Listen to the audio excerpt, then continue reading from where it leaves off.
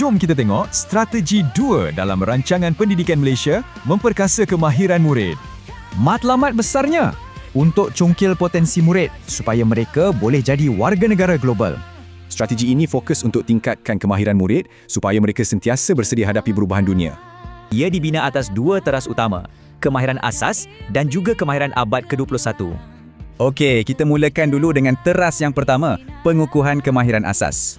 Di sini, tumpuannya adalah untuk kukuhkan literasi, numerasi serta keterampilan berbahasa dan komunikasi.